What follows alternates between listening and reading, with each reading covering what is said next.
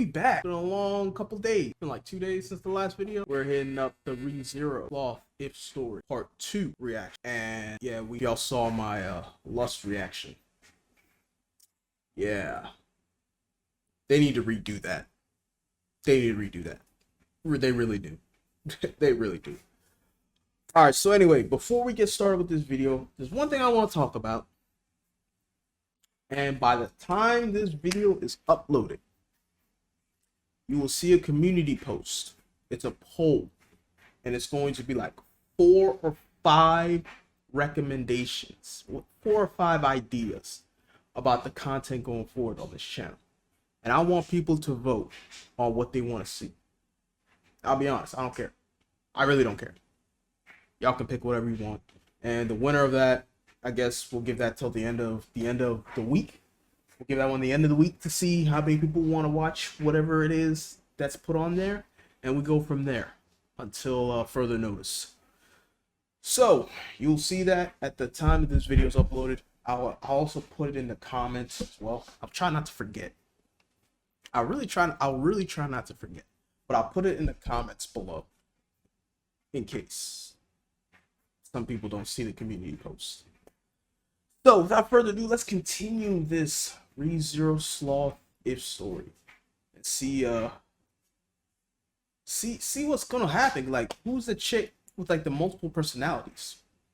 What's going on? Why is she attacking Subaru? Why is she trying to help Subaru? What's going on? About to find out. All right, let's get on with the video. Let's go.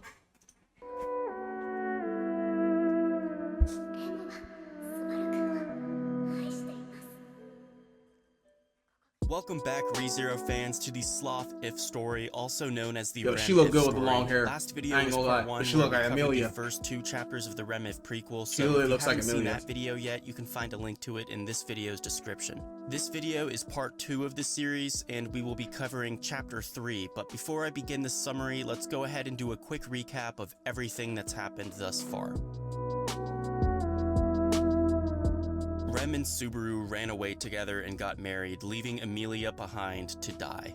Now, as a lot of you pointed out in the previous video, when Amelia dies, Puck is supposed to try to destroy the world. Yeah. But obviously, the world hasn't ended in this IF story, Reiner so we killed can him. only assume that someone in Lagunica was powerful enough to kill Puck. However, it is highly likely that thousands of innocent people were frozen to death in the process. Anyway, Subaru and Rem move to a Kararagi town called Banan, where Subaru finally gets a job. Oh, later, a bam. mysterious white-haired woman tries to kill him, but luckily he is saved by Hannibal. Later that night, the same woman shows up again, except her outfit and personality are completely different, and she no longer has the desire to kill Subaru. After she leaves, Subaru discovers that Rem is pregnant with his child, and then the two of them share a nice little happy moment together. The next chapter picks up right where we left off. Nice. Chapter 3, 3 months. She's 3 months pregnant. After learning of Rem's pregnancy, the happily married couple spent the entire night celebrating. The next morning, Hannibal stops by to say hello, but Subaru is kind of upset with him. Remember, nobody told Subaru that Hannibal was the strongest person in Kararagi. Subaru had thought Hannibal was just an average guy, so when he saw him in action for the first time, he was pretty shocked and even a bit offended. Truthfully, Subaru had grown suspicious of Hannibal. Everything he had previously thought about him turned out to be a lie, so now he didn't know what was real anymore. Could he even trust Hannibal? He wasn't sure. And I mean, he saved your life. Hannibal's feelings. Hannibal didn't want Subaru to treat him any differently from before, so to ease the tension a little bit, he jokingly threatens Rem and Subaru's lives and then laughs his ass off. Bam. I think it was at this point when Subaru realized Hannibal hasn't really changed at all. But Hannibal goes on to explain a little bit of his backstory. His wolf-human species is almost extinct. He's one of the last surviving shinobi warriors, he knows how to use curses, and he specializes in attacking his opponent's weak points, but he's not allowed to explain how he fights. All we really need to know is that the shinobi were a group of ninjas, and of course, ninjas were Japanese. And by the way, all the buildings in Kararagi have Edo period architecture, which was someone got the same isekai'd time over there ninjas and were instilled prevalent in the Japan. Edo So once Japan again, guys, Japanese lineage and culture has in there. heavily influenced Kararagi for some reason. Anyway, at some point, Subaru decides to thank Hannibal for saving his life. Hannibal So accepts this is his like thanks and then probably takes a big puff of generations whatever's in ago. his pipe. But obviously, Subaru doesn't want him smoking around Rem anymore, so he tells him, Hannibal, could you please not smoke tobacco around my pregnant wife? To which Hannibal replies, oh, don't worry, Subaru. This isn't tobacco. Hey, we sparked it Hannibal up. has to smoke medicinal herbs constantly throughout the day in order to stay alive. Well, at least that's what he says. Wow. Anyway, the conversation takes a more serious turn when Hannibal brings up Hey, the smoke white-haired weed woman every from the day. previous night. Subaru's first thought was that the woman's another Sin Archbishop of the witch cult, but Rem tells him that's not the case. Remember, for some reason, Rem can smell the witch's scent, and apparently that woman didn't smell like the witch at all. In fact, Hannibal couldn't smell her either, which is odd because as a wolf human, his nose is supposed to be very reliable. Oh shit, what is she? They have no idea when the woman will attack again, so Subaru decides to take a day off from work and spend the day inside the apartment protecting Rem. But there's a problem. Nigga, what can you It's do? not like Subaru can just call in sick, so he actually has to physically go and tell his boss that he's taking the day off. And guess who he runs into? Of course. Oh fuck. Why are you staring at me? This the nigga, bro. Woman says. It was broad daylight. Send her a so send him a could message. Finally see her face clearly. Her face was definitely too beautiful to be human. She looked out of place in public, almost like she instead belonged inside a picture painted by God himself. Whoa. The woman sighs and says, well, whatever. I guess we can talk on our way to your apartment. Subaru's initial response was to resist, but he quickly realized he couldn't stop her even if he tried to. She could kill him at any moment if she wanted to, so he really had no choice but to comply. Bro, who is this chick? As the hell? two of them walk together back to the apartment, the woman starts humming a song out loud. For a second, she didn't seem dangerous at all, but Subaru wasn't gonna let his guard down just yet. They eventually arrive back at the apartment where they find Hannibal and Rem. Hannibal immediately tries to flirt with the woman, but she rejects him and calls him a mutt. Rem invites everyone inside. I just like to that talk picture of and Petra offers to just make some chilling in tea. the middle of there, Rem's bro. politeness Like, okay. appeared to put the woman in a better mood, so she introduces herself. For now, you can just call me Tia, she says. Tia explains that she doesn't want to kill anyone for the time being, so long as they simply return what they've stolen from her. As she says this, she looks directly at Rem.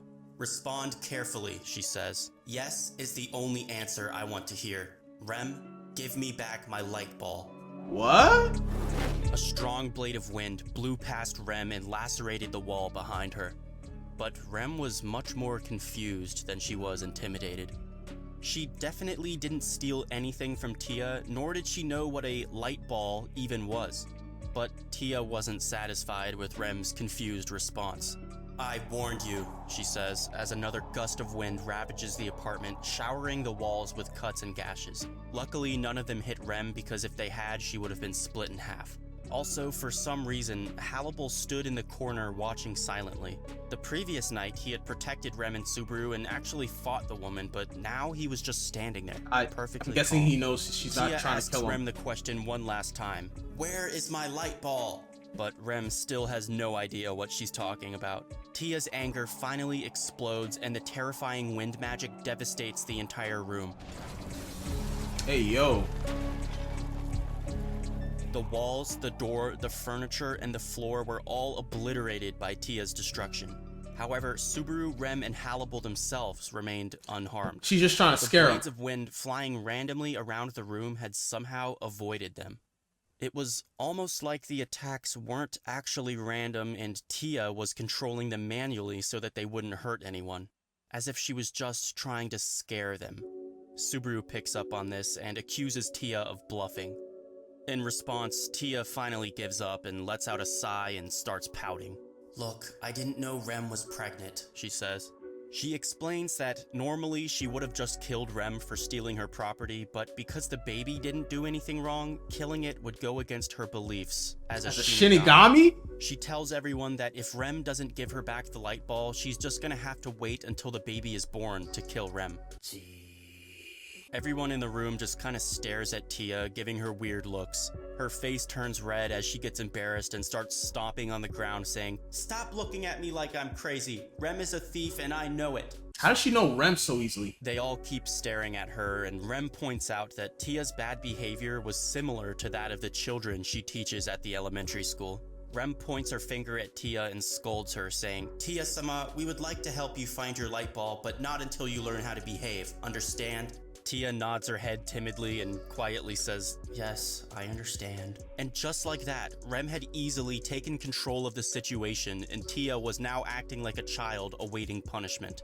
Rem gets Tia to promise not to attack anyone unless she can actually prove that they took her light ball. But from now on, Tia's gonna watch Rem and Subaru closely and try and gather evidence that they stole it. Meaning that yes, Tia wants to live with Rem and Subaru from now on. "Hell no," Subaru says. If Tia's living with them, Subaru won't have any alone time with Rem. Yeah, which he won't be able to get naughty. No more sex. You won't be able to get naughty, Subaru yo! absolutely has to fuck Rem every night or else their marriage might suffer, so there's no way Tia can live in the same apartment as them. They decide to move to the empty apartment next door and give Tia their old one. Plus, Tia basically ruined the old apartment with wind magic anyway, so it's not like they wanted to live there anymore, nor did they want to pay for the damages. As they explain this to her, Tia was taken aback at how forceful they were. Earlier, she felt like she held all the power in the situation, but quickly lost her initiative, ended up submitting to Rem's motherly scolding, and now she's agreeing to pay for an apartment she destroyed only minutes earlier. "You guys are kinda tough," she says. And that was the first time Subaru actually agreed with the beautiful, unreasonable Shinigami. We just gonna ignore the fact that she's a Rem Shinigami? punishes Tia by making her clean up the apartment. Meanwhile, Hannibal and Subaru walk outside to talk in private. Now that they were finally alone, Hannibal admits that the reason he didn't protect them earlier was because, as a shinobi, he's able to read people's emotions flawlessly, and apparently Tia didn't show any signs of hostility even as she was destroying the apartment. However, she is still quite dangerous and could possibly pose a threat to them again in the future. And because Hannibal can't detect her scent, he might not be able to stop her if she attacks again. So remember last chapter, Hannibal told Subaru he had something important to ask him. Suddenly, the air around Hannibal grew colder as he asks Subaru the question, "Do you want me to get rid of her?" Ooh. Subaru took a while to answer, but ultimately decides to let her live. He didn't want Hannibal to play the role of a villain, and because Rem appears to trust Tia already, Subaru decided that he should as well. The cold air coming from Hannibal's body vanished within an instant, and he went back to being the same old sluggish wolf. Hannibal laughed at Subaru for so easily forgiving someone who had almost murdered him, but little did he know, Subaru was actually married to someone who had murdered him. Rem walks outside with Tia and tells Subaru and Hannibal to come inside and help pick out some clothes for Tia to wear. Subaru and Hannibal head back inside, and the chapter ends. Now, the next chapter is titled 6 months, so there's going to be a 3-month time skip, and I'm excited to see how Tia's adapted to living next door to Rem and Subaru. I thought this chapter was pretty good. It was mostly dialogue, but I was definitely entertained. We got some more information about Hannibal, which is always good, and we finally learned the name of the white-haired girl. Tia is what she's going by at the moment, which I believe is a nickname for Zarestia. I mean, we know Zarestia is a great spirit that uses wind magic and lives in Kararagi, and this woman fits that description perfectly. A lot of my subscribers thought that she was a zombie Amelia or something, but I feel like Subaru would have at least recognized her if that was the case. Plus, if she's a great spirit, that would also explain why she's so incredibly powerful. However, this mystery is far from solved. Even if she is the great spirit Zarestia, why is there 2 of her? A detail I didn't mention in this summary was, throughout this whole chapter, Tia made references to beating up Subaru in the apartment the night before, but she never mentioned trying to kill him in the street earlier that same night. So we can assume she either doesn't have memory of that, or it was someone else. Another interesting detail was when she called herself a Shinigami. Is she actually a Shinigami, or is it just a cool title she gave herself? Let me know what you guys think. And lastly, there's also this light ball we've been hearing about. What is the light ball, and why is it so important to her, and why is she so convinced that Rem is the one who stole it? I personally think Rem is definitely innocent. I highly doubt she stole the light ball, but that raises the question, who did? Again, And guys, how- let me know in how the did- comments why if did you she have any confuse that theories, person but with also Rem? let me know how you Unless felt it's about Rom. this chapter. We've got a lot more material Ooh, to cover, what so if- remember to like the video if you want to. Ooh, what if Rom stole the light bulb, and because she looks like Rem, she thinks Rem did it, and she saw Rem, but confused her for Rom, and was like, "Oh, you stole my light bulb. I'm gonna come and get you." Because we don't know what happened to Rom. Maybe Rom's looking for Rem. That could be it, man. That could be it. All right, so yeah, this story's pretty interesting. Yo, Halliburton's character.